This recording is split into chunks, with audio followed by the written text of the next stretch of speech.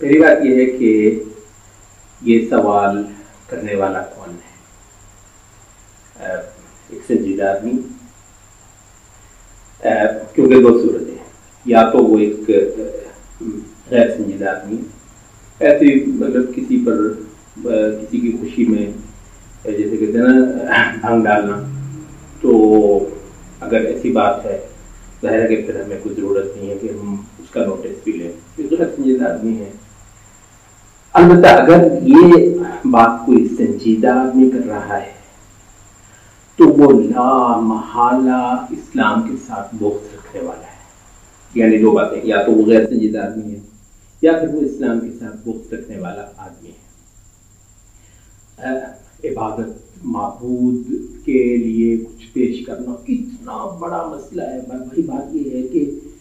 اگر تم جانو کہ عبادت کیا ہوتی ہے، تم جانو کہ معبود کیا ہوتا ہے، ظالموں، یہ جب محبت کی تم کو چڑھی ہوتی ہے، یہ عشق چڑھی ہوتی ہے، معبود جو مانگ لے، محبوب جو مانگ لے، اور اس پر جناب وہ ادب کے قلم توڑ دیے جاتے ہیں محبوب کی فرمائش پر، وہاں روپے پیسے دمڑی، یہ یہودی والی، یہ مہاجن والی، یہ بنیے والی سوچ جو ہے نا، روپے لگتے ہیں، پیسے لگتے ہیں، اونچے لوگوں کی اونچی سوچیں ہوتی ہیں۔ تو محبت میں، عشق میں لوگ کیا کیا نہیں کرتے، ان ساری چیزوں کو روپے سے اور دمڑیوں سے نہیں ماپا جاتا۔ تو تمہارا محبوب کیا ہے ہمارے اس معبود کے مقابلے پر؟ والذین آمنوا اشد حبا للہ۔ اچھا، تو عبادت معبود، اور یہ ہمیشہ سے ایک ریت چلی آئی ہے کہ معبود کی عظمت کے اعتراف میں اور اس کو محسوس کرنے کے لیے کسی ایک مخصوص دل کے اوپر اس کی عظمت کے لیے خون بہایا جائے۔ خون بہانا عبادت کے مراسم میں سے، عبادت کے مناسک میں سے ایک منسک ہے۔ تو اچھا، ہم واپس تھوڑا سا آئے نا، ہم نے کیوں یہ کہا کہ اگر وہ ایک سنجیدہ آدمی ہے تو وہ ایک بغض رکھنے والا اسلام کے ساتھ؟ وجہ یہ ہے کہ اچھا کسی کی شادی ہو رہی ہے، خوشی کا موقع ہے، خوشی کے موقع پر کچھ خرچے اس کے ہونے ہی ہیں، اب پہنچ گیا یہ دمڑیوں سے ماپنے والا چیز، یار یہ جو خوشی وغیرہ کر رہے ہو تم چھوڑو کرے، جاؤ جا کر ٹانگے کے پر بٹھا کر اپنے دلہن کو لے آنا، 10-20 روپے لگیں گے اور باقی روپے جو ہیں وہ کسی غریب کے کام آئیں گے، مطلب وہ تھپڑ نہیں مار دے گا اس کو۔ اچھا، یہ وطن کا ایک دن ہوتا ہے، قومی دن ہوتا ہے، کتنا خرچہ ہوتا ہے، ہر شہر کے اندر تقریب ہوتی ہے اور ہائی آفیشل جو ہے وہ تقریب کرتے ہیں، شہر کے سارے لوگ اکٹھے ہوتے ہیں، ٹھیک ٹھاک خرچہ ہوتا ہے۔ یہ جو ہیپی نیو ایئر تمہارا آتا ہے، اچھا اس کی صرف آتش بازی پہ کوئی اندازہ ہے؟ یہ آج کل تو ماشاءاللہ کیلکولیشن ہر چیز پہ ہوتی ہیں اور فیکٹس اور فگرز ہوتے ہیں، کبھی ذرا تھوڑا دے گی یہ ہیپی نیو ایئر پہ صرف جو آتش بازی ہوتی ہے اس پہ کتنا خرچہ ہوتا ہے، اور کرسمس ایو پہ جو ہوتا ہے۔ تو بھائی لوگوں کے کچھ خاص ایام ہوتے ہیں، ان میں انہوں نے اپنی ملت کے احیاء کے لیے کچھ مراسم بجا لانے ہوتے ہیں، وہ اتنی بڑی چیز ہوتی ہے کہ وہاں دمڑیوں سے ماپنے کی سوچ نہایت گھٹیا مانی جاتی ہے۔ تو اس وجہ سے ہم یہ کہتے ہیں کہ اچھا اب اس کو ہم ایک اور جہت سے بھی یہ دیکھتے ہیں، تھوڑی دیر کے لیے یہ مثلاً سوچ لیا جائے کہ بھئی آئندہ سے کسی ملک کے قومی دن کے اوپر کوئی تقریب خرچے وغیرہ نہ کیے جائیں۔ بات یہ ہے کہ نیشنلزم پر ان کی قوم کی ساری یکجہتی اور وحدت کھڑی ہے، ریگارڈلیس اس وقت کہ نیشنلزم کو ہم مانتے ہیں یا نہیں مانتے، لیکن ہم بات یہ کر رہے ہیں کہ کوئی نہ کوئی چیز کسی قوم کے لیے بہت اہم ہوتی ہے، اس حوالے سے بات کریں۔ اچھا، تو اب فرض کر لیں کہ آپ نے قومی تقریبات کی ساری جو چاشنی تھی، مزہ تھا، اس کی جو ایکسائٹمنٹ تھی، اور اس میں ظاہر ہے کہ خرچے ورچے اور سارا کچھ ہوتے ہی ہیں، وہ بھی انوالو ہوتا ہے، تو سب کو آپ نے ختم کر دیا۔ ہوگا کیا؟ ہوگا یہ کہ وہ جو قومیت تھی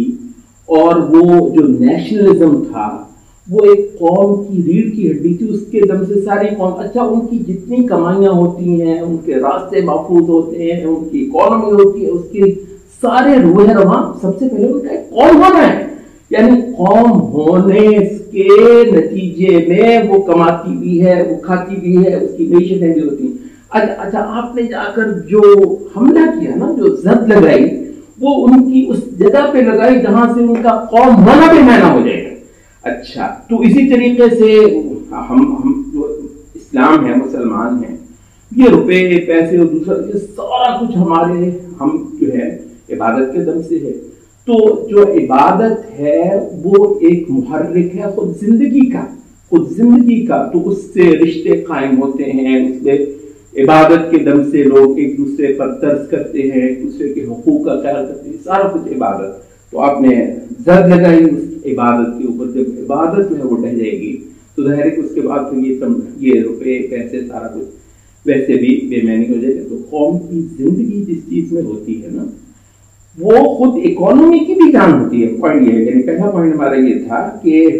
کچھ چیزیں ایسی ہوتی ہیں قوموں کی زندگی میں جو روپے پیسے سے اوپر ہو کر دیکھی جاتی ہے، اور فرد کی زندگی میں بھی کچھ مواقع، کچھ خاص ایام، کچھ خاص چیزیں، اس کی شادی ہے، اس کا فلاں ہے، وہ بھی روپے پیسے سے اوپر ہو کر دکھایا جاتا ہے۔ لوگ قرضائی ہو جاتے ہیں، ٹھیک ہے، ہم بھی کہتے ہیں کہ شادیاں جو ہے وہ سادہ ہونی چاہیے وغیرہ، لیکن ایک درجے میں بہرحال شادی خوشی کا موقع، اس پر خرچے کرنے ہوتے ہیں۔ یہاں پر یہ صاحب دمڑیوں والے پہنچ جائیں تو شادی بے مزہ ہو جاتی ہے، کسی کی کرسمس کی بے مزہ ہو جاتی ہے۔ یہاں پر ہم یہ نہیں کہہ رہے کہ وہ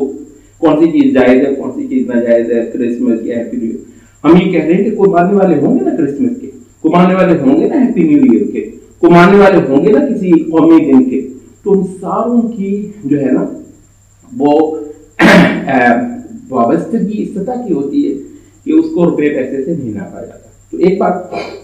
اور دوسری ہم کہہ رہے ہیں کہ روپیہ پیسہ بھی دراصل ڈیپینڈ کر رہا ہوتا ہے سب سے پہلے ان کے قوم ہونے کا، سب سے پہلے ان کی اس چیز پر جو ان کو باندھ کر کھڑی ہے۔ تو نیشنلزم کو، قومیت اور وطن پر ایمان باندھ کر ہوتا ہے، اور ہم مسلمانوں کو جو چیز باندھ کر کھڑی ہوتی ہے وہ ہے اللہ رب العزت کی عبادت۔ اس کے دم سے ہم جیتے ہیں، اس کے دم سے ہم ایک دوسرے سے محبتیں کرتے ہیں، اس کے دم سے ہم ایک دوسرے کے لیے قربانیاں کرتے ہیں۔ اور وہ جو غریب ہے نا، اس کے لیے بھی بے حد و حساب جو تاکید ہوتی ہے وہ ہماری عبادت سے ہوتی ہے۔ تمہارا غریب کے پہ کچھ خرچہ کرنا وہ کسی کیمرے ویمرے کے لیے ہوگا، کیونکہ تم تو کسی آخرت پر تو تمہارا یقین نہیں ہے۔ تو ہم تو اس غریب کے لیے بھی کرتے ہیں۔ تو یہاں سے کہ ہمارے اندر سب سے پہلے عبادت کا جذبہ معزن ہے۔ تو عبادت جو ہے وہ ہماری وہ اصل ہے، اور عبادت کو معبود کی فرمائش ہو گئی ہے کہ میرے آگے یہ قربانیاں پیش کرو اس خاص دن کے موقع پر۔ تو ہم بے حد برا منا جاتے ہیں، اور کوئی بھی ملت برا منا جائے گی اس کی ایسی زبردست ایکسائٹمنٹ کی چیز کو تم روپے پیسے سے یوں ماپنے کے لیے پہنچ جاؤ۔ اور آخری بات جو ہم کہتے ہیں وہ یہ ہے کہ ہماری یہ جو عبادات ہیں، اچھا اس کے اپنے اندر غریب کا ایک بہت بڑا حصہ ہے۔ یہ جو سورۃ الحج میں قربانیوں کے گوشت کے بارے میں کہا، فکلوا منہا،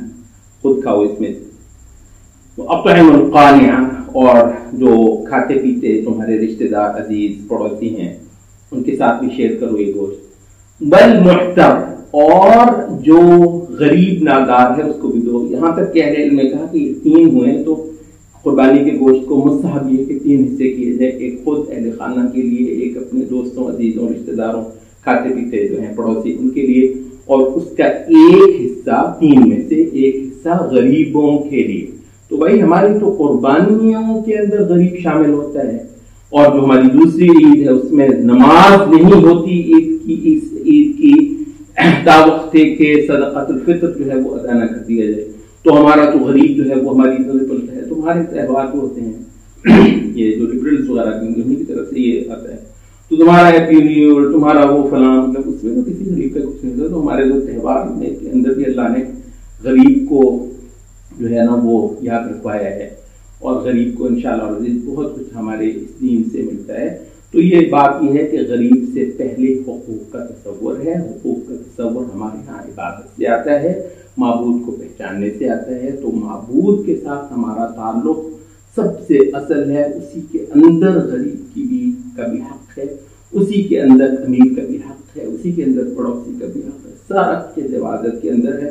اور عبادت ایک جذبہ ہے جس کو شریعت جو ہے نا وہ خود جانتی ہے کہ اس کی کیا حدود اور کیا قیود ہیں اور اس کو کیا لوازم ہیں، اور یہ قربانی ایک بہت لوازم میں سے ایک بہت بڑا لازمہ ہے جو ایک خاتم کے اندر ہم اپنے معبود کی